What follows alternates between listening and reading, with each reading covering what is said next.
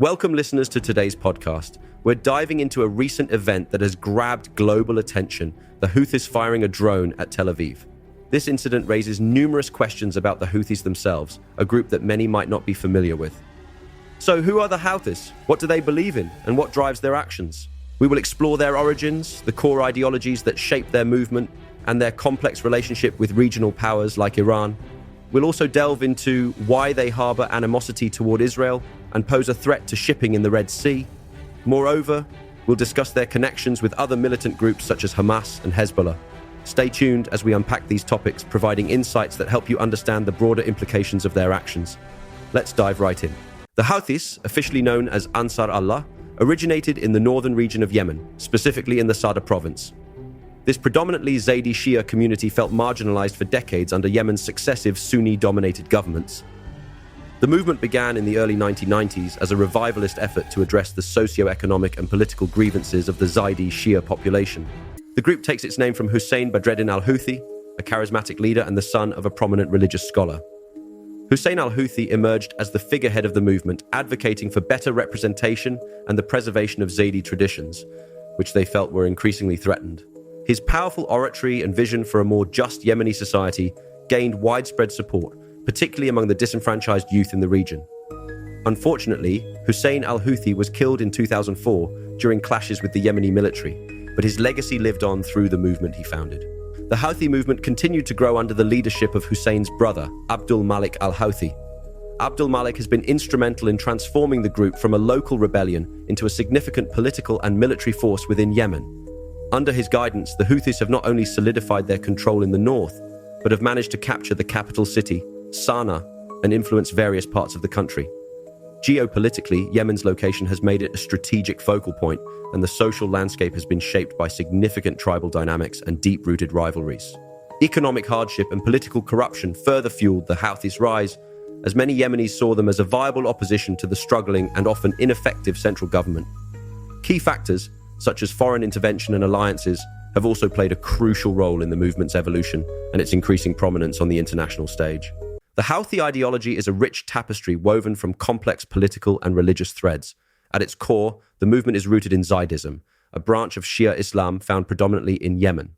The Houthis, or Ansar Allah as they call themselves, believe that they are defending their religious, cultural, and national identity against foreign intervention and internal oppression.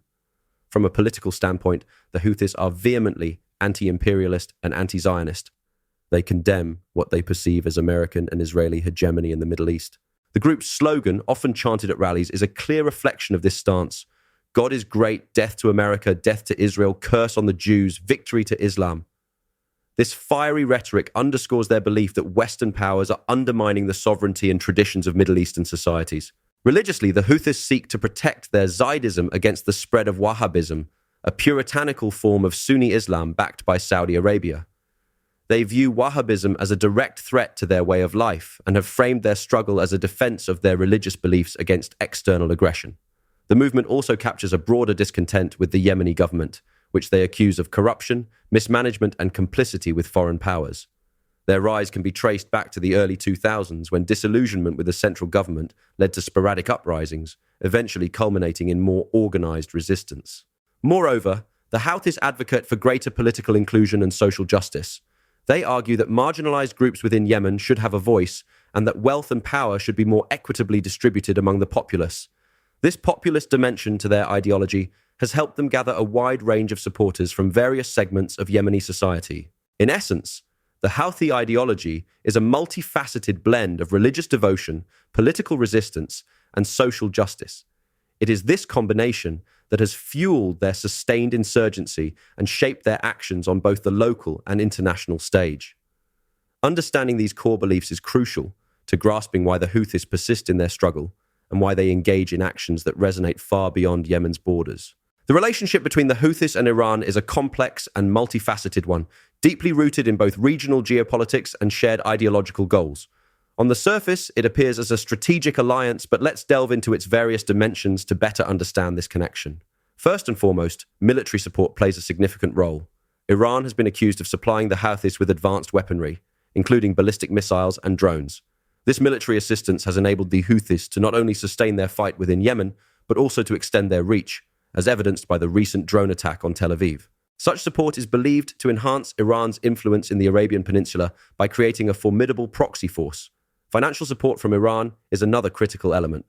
Although less publicized, it is widely reported that Iran provides funding to the Houthis to ensure their operational capabilities. This financial aid helps in the procurement of arms, recruitment of fighters, and even the governance of territories under Houthi control. Ideologically, the Houthis and Iran share common ground, particularly through their Shia Islamic beliefs. The Houthis follow Zaydism, a branch of Shia Islam that, while distinct from the Twelver Shia Islam prevalent in Iran, shares enough doctrinal similarities to foster a sense of religious solidarity. This shared faith creates an ideological bond that transcends mere political convenience. Iran benefits from this alliance by expanding its sphere of influence. Situated along the strategic choke point of the Bab el-Mandeb Strait, control exerted by the Houthis offers Iran a geopolitical advantage, potentially allowing them to disrupt a crucial maritime route. In summary, the Houthis' connection with Iran is a synergy of military, financial, and ideological support, making them a key player in Iran's strategy to project power and influence across the Middle East. Understanding the Houthis' hostility towards Israel necessitates delving into historical and political nuances. First and foremost, their animosity is deeply rooted in a broader ideological opposition to Israel, consistent with the positions of many groups in the Middle East. The Houthis view Israel as an occupying force, a sentiment fostered by decades of Israeli-Palestinian conflict and perceptions of injustices against Palestinians. Another layer to this hatred is tied to the Houthis' main ideological and religious influences. As a group rooted in Zaydi Shia Islam, the Houthis have found common cause with Iran, a state vehemently opposed to Israel. Iranian support, both ideological and material, reinforces the Houthis' anti-Israel stance. This alignment is not just about shared beliefs, but also about strategic alliances. Politically, the Houthis adopt a narrative that positions them against what they perceive as Western imperialism, with Israel seen as its regional outpost. This narrative gains traction among their supporters, particularly given Yemen's struggles with foreign intervention. The Houthis also wield anti-Israel rhetoric as a tool to solidify their power and legitimacy domestically and regionally. Declaring opposition to Israel can bolster their posture as defenders of Islam and cements their alliance with groups like Hezbollah and Hamas, which share similar views. Thus, the Houthis' hostility towards Israel is multifaceted, arising from religious beliefs, political alliances, and strategic objectives. This hostility is further fueled by the regional dynamics and alliances that shape the conflicts and relationships in the Middle East. The Houthis have become an increasingly formidable threat to shipping in the Red Sea, a crucial maritime corridor connecting the Mediterranean Sea to the Indian Ocean via the Suez Canal. This vital waterway accounts for a significant portion of global trade, making any disruptions potentially disastrous for international commerce.